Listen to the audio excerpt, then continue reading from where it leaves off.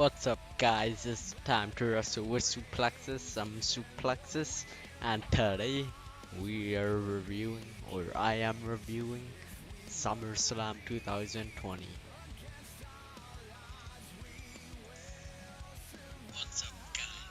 Okay, I just did an audio check, and to begin, I gotta say, what the fuck was that show? So we had good matches, great matches, strange matches, matches that made me go, what the fuck? And then we had the main event. But let's start the review right here, right now. So to begin, we had Becky Lynch challenging Bianca Belair. This has been their fourth match. They fought last year at SummerSlam in a 20-second match where Becky Lynch dethroned Bianca. They fought at Extreme Rules that ended in a DQ because of Sasha Banks. They fought at WrestleMania where Bianca beat Becky Lynch. And then tonight. And I gotta say, they went out there and they showed the world.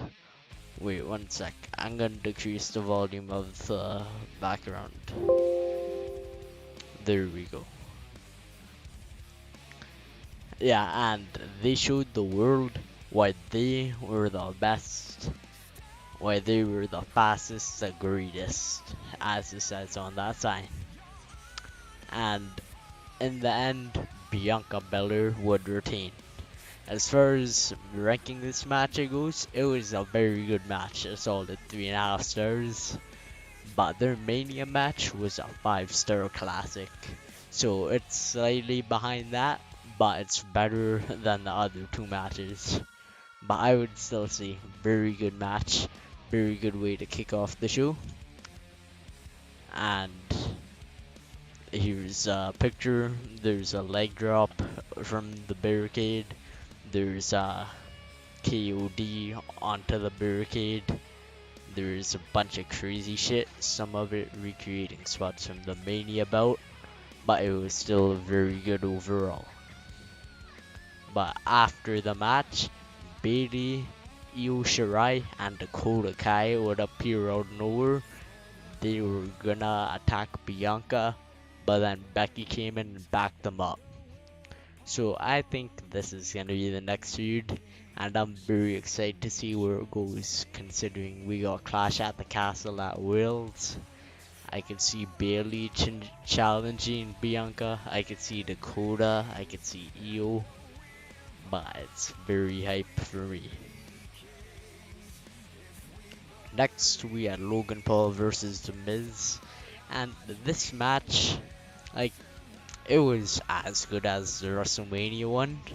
So some highlights were Ciampa was interviewing, so AJ Styles came out. They started fighting and they brawled into the crowd. And then Logan Paul, the YouTuber, did a fucking frog splash through the announce table. What the fuck? How do you do that? I thought you're a celebrity. Like, he spends no time in the ring. This shit is crazy, man. But like, Logan Paul won the match because the ref got distracted, and then he capitalized when so wait, I remember now. Miz was gonna hit Logan with a Pokemon card. Yes, a Pokemon card. You heard me right. But Logan Paul ducked, and then he was about to Maurice paused, and then Logan hit the skull crushing finale for the win. So the next match, Bobby Lashley versus Theory. Now this match, there's not much to say.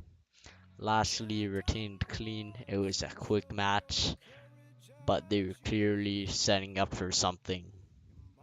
And Theory attacked him before the match started, but he still lost clean. So that's a little iffy booking, but that's all for that match. And then we had Judgment Day versus the Mysterios. Now the highlight, and this match was good. It was a good match. It went from tornado tag to tag team to tornado tag for some reason.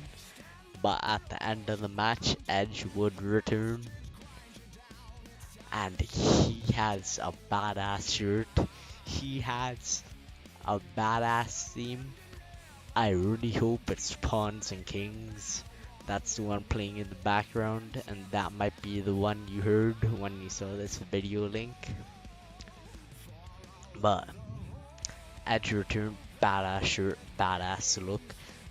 It looks like he came from hell, cause fire was everywhere, there were people falling off a cliff.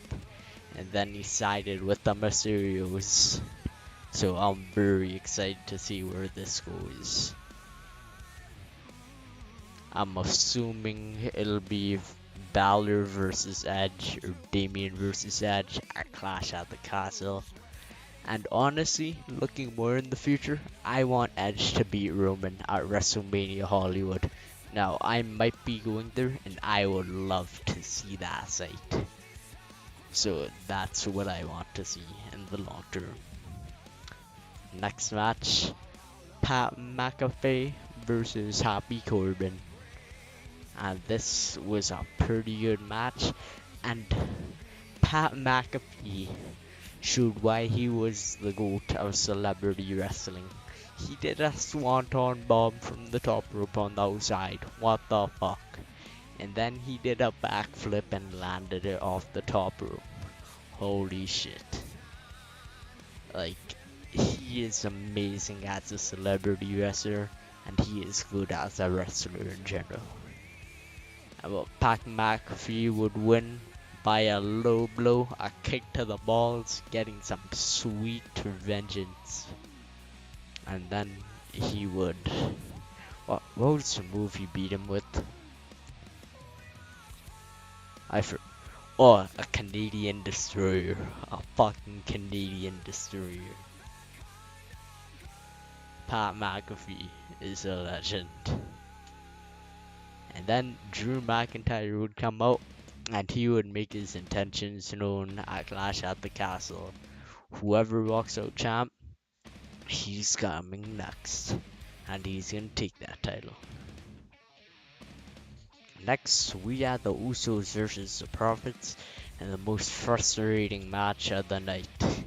So, I went in, and I was certain the Prophets would win.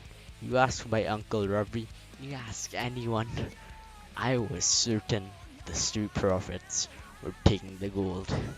But at the end of the match, they lost. Like, I 100% thought it was their night. And I think it should have been. It's like Montez's wife's hometown, Montez's hometown. Get the hometown win. They had the cheerleaders for the Titans in the entrance. You can't get better than that. But they still lost. I don't know about this booking decision, but we'll see what happens next. I am tuned in tomorrow, and I'm hyped as hell, man. So next, we had... Wait. So, I put in the wrong order, I'm sorry. So, Matt Riddle came out, and he was like, the doctors haven't cleared me to compete because they cancelled the match because Matt Riddle got curb stomped on steel steps. Like, damn, bro.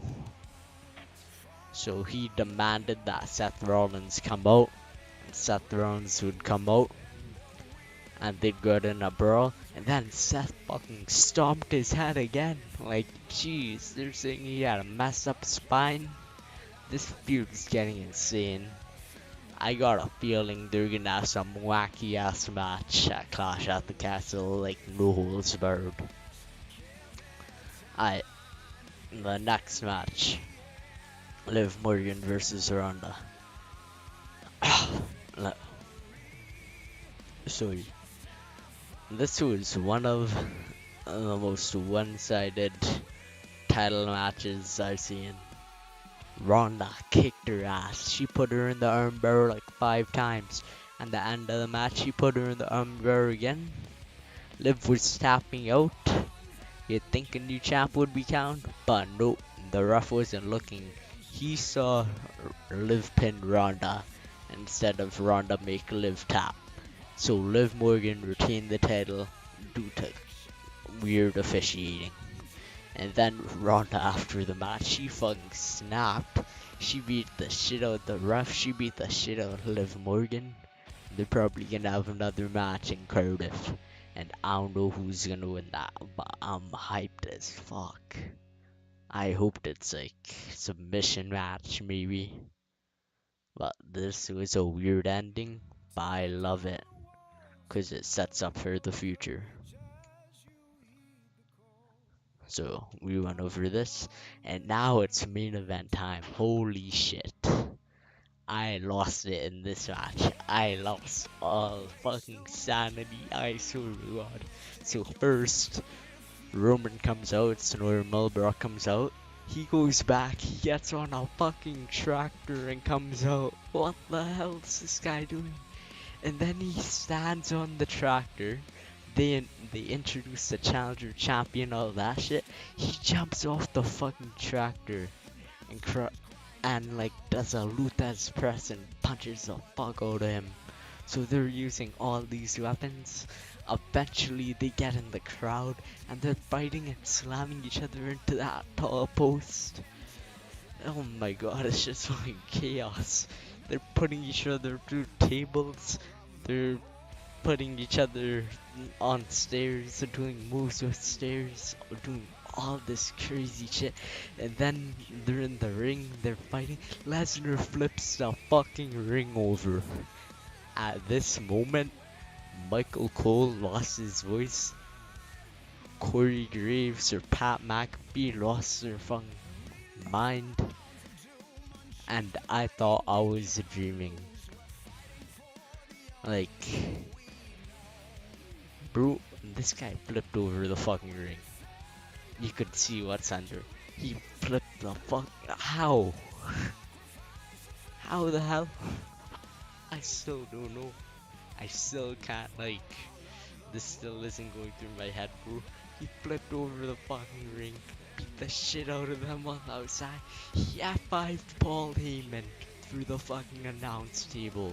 Holy shit, this guy gives zero fucks. Officially, Lesnar is the guy, I would say, on the whole planet who gives the least fucks. Like, I feel like this guy would demolish a 5-year-old if he was fighting him. He's not a human. He's a fucking beast. I'm never talking shit about this guy. He F5s Heyman through the table. Him and Roman did like 10 spears, 10 F5s respectively. But at the end of the day, Roman retains the title. Fucking buries Brock Lesnar with the announce table, with the monitors, with the stairs, with everything. Like, look at Jey Uso in the back. He's gonna get another fucking steer. But to me, this is the match of the night. This is a 5-star fucking car crash of a match. Thank you for watching this video. I'm still mentally recovering from this. This has been Suplexus. Have a good one.